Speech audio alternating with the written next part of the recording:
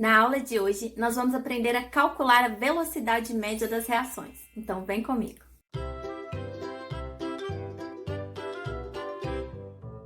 Na última aula, nós aprendemos que a cinética química é o ramo da química que estuda a velocidade das reações e os fatores que influenciam nessas velocidades. E a gente também aprendeu alguns conceitos fundamentais dessa área. A gente aprendeu o que é energia de ativação, o que são as colisões efetivas e o que são as colisões não efetivas. Se por acaso você ainda não viu essa aula, eu vou deixar o link aqui na descrição desse vídeo.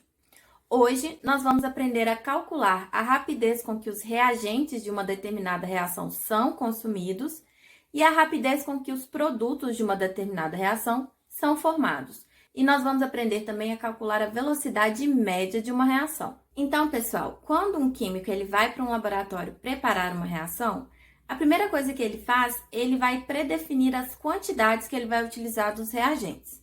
Então, ele faz esse cálculo, então ele coloca esses reagentes num reator para reagir. Esse reator ele pode ser um balãozinho de vidro, pode ser um autoclave, por exemplo. E então ele vai dar o start para essa reação, ou seja, ele vai iniciar essa reação. Como que ele faz isso? Isso vai depender muito das características da reação que ele está trabalhando. Ele pode, por exemplo, iniciar uma agitação nesse reator, ou ele pode, então, começar a aquecer esse reator, ou adicionar um catalisador. Tudo isso, como eu disse, depende das características da reação que ele está trabalhando. Então, o que acontece geralmente é a monitoração das quantidades dos componentes da reação.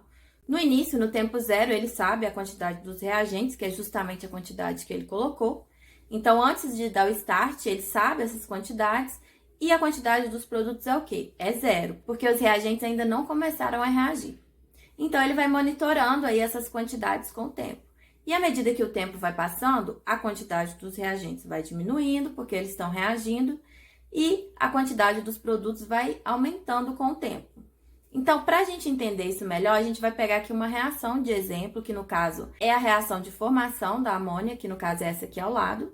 E a gente vai aqui trabalhar com um experimento hipotético. A gente vai colocar aqui algumas quantidades dos reagentes, né? Que no caso são o gás nitrogênio, o gás hidrogênio, e a gente vai analisar as quantidades desses reagentes e do produto formado, que no caso é a amônia, com o passar do tempo. Então, olha só, pessoal, para a gente poder monitorar esse nosso experimento hipotético, a gente vai criar, então, uma tabelinha. Nessa tabelinha, a gente vai colocar todos os componentes dessa reação e a gente vai preencher essa tabela colocando as quantidades destes componentes no decorrer do tempo. Então, vamos supor aqui que a gente vai iniciar essa reação colocando meio mol por litro de nitrogênio no reator e 2 mols por litro de hidrogênio. Então, no tempo zero, a gente sabe que a gente tem meio mol por litro de nitrogênio e 2 mols por litro de hidrogênio. E a amônia, quanto que a gente tem? No tempo zero, a gente ainda não tem nada, porque a gente não deu aquele start na reação. Então, vamos supor aqui que após 10 minutos de reação, a gente vai lá, coleta uma amostra dessa reação e a gente, então, meça de novo as quantidades desses componentes.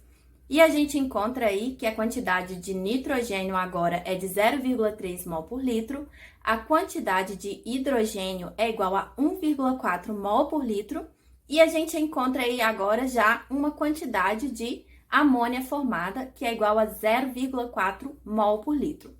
Com esses dados, pessoal, a gente já pode calcular aí a velocidade média de consumo desses reagentes e a velocidade média de formação da amônia. Como que a gente faz isso? A gente faz isso utilizando essa equação aqui ao lado. O que essa equação nos diz? Que a velocidade média de formação ou de consumo destes compostos é dado pela variação de concentração destes mesmos compostos no intervalo de tempo em que foi medida essa variação. Então, olha só, pessoal, a gente vai começar por calcular a velocidade média de consumo do nitrogênio. Como que a gente vai fazer isso? A gente vai pegar a concentração final, que é igual a 0,3 mol por litro, subtrair pela concentração inicial, que é igual a meio mol por litro, e dividir pelos 10 minutos, que é o tempo em que essa concentração sofreu essa alteração.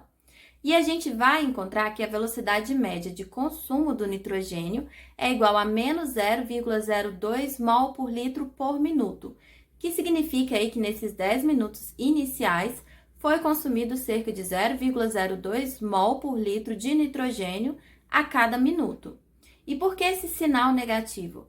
Esse sinal negativo indica justamente que esse é um composto que foi consumido nessa reação. Vamos então calcular também a velocidade média de consumo do hidrogênio. Então, a gente vai pegar a concentração final, que é igual a 1,4 mol por litro, subtrair pela concentração inicial, que é igual a 2 mols por litro, e dividir por 10 minutos. E a gente vai achar aí que a velocidade média de consumo do hidrogênio é igual a menos 0,06 mol por litro por minuto, tá? Então, novamente, a gente tem esse sinal negativo que indica que o hidrogênio é um composto que está sendo consumido, pois ele é um reagente dessa reação. No caso da amônia, a gente vai pegar aí a concentração final, que é igual a 0,4 mol por litro, menos a concentração inicial, que era 0, dividir por 10, e a gente vai achar aí que a velocidade média de formação da amônia é igual a mais 0,04 mol por litro por minuto.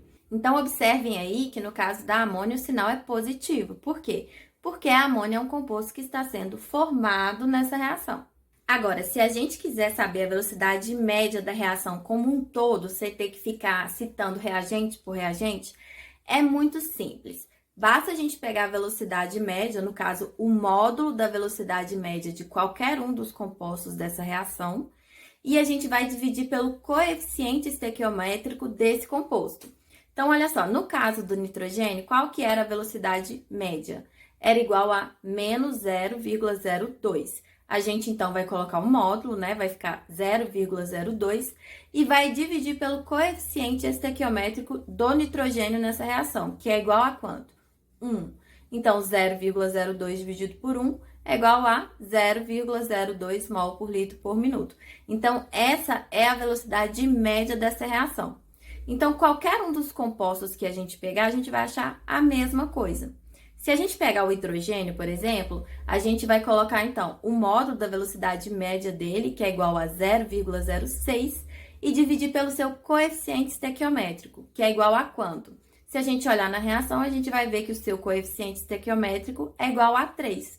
Então, a gente dividindo 0,06 por 3, a gente vai achar novamente que a velocidade média dessa reação é igual a 0,02 mol por litro por minuto. A gente também pode fazer o mesmo procedimento utilizando, no caso, a velocidade média da amônia, que é igual a 0,04 mol por litro por minuto, dividido pelo seu coeficiente estequiométrico, que é igual a 2. E a gente vai achar, de novo, que a velocidade média dessa reação é igual a 0,02 mol por litro por minuto. Então, para a gente achar a velocidade média de uma reação, basta a gente pegar a velocidade média de qualquer um dos compostos e dividir por seu coeficiente estequiométrico. Então, pessoal, vamos complicar só um pouquinho aí nossa vida. Vamos supor aí que a gente só estava monitorando a quantidade de nitrogênio na amostra. Então, a gente tem a nossa tabelinha lá, a gente sabe as concentrações iniciais, mas aí vamos supor que depois de 10 minutos a gente foi lá, pegou a amostra e identificou só a quantidade de nitrogênio, que agora era 0,3 mol por litro. Será que a gente poderia encontrar a velocidade média dos outros componentes dessa reação só com os dados do nitrogênio? A resposta para essa pergunta é sim, porque a gente pode usar aí a estequiometria da reação para calcular aí as concentrações que a gente vai ter dos outros compostos, supondo também que é uma reação totalmente seletiva, ou seja, só a formação de amônio. A amônia é o único produto possível nessa reação. Então, o que a gente vai fazer? A gente vai inserir mais uma linha na nossa tabela e a gente vai colocar aí as quantidades que reagiram dos reagentes.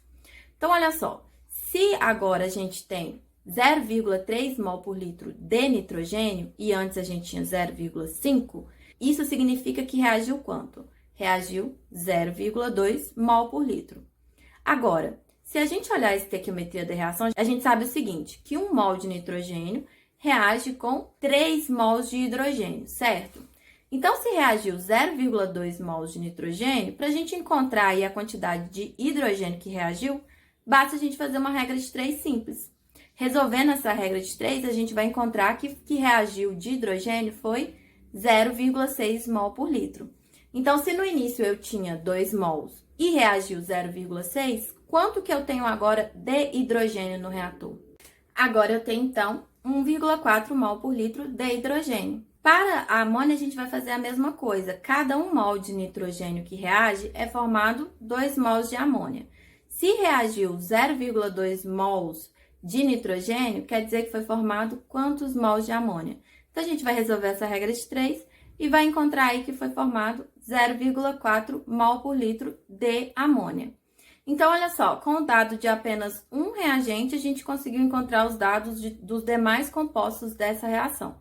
Então, na verdade, na maioria das questões de vestibular, o que a gente encontra é mais ou menos isso. A gente encontra o dado de apenas um e a gente tem que encontrar os dados dos demais compostos para então poder calcular as velocidades médias. Na próxima aula, a gente vai aprender a calcular a lei de velocidade das reações.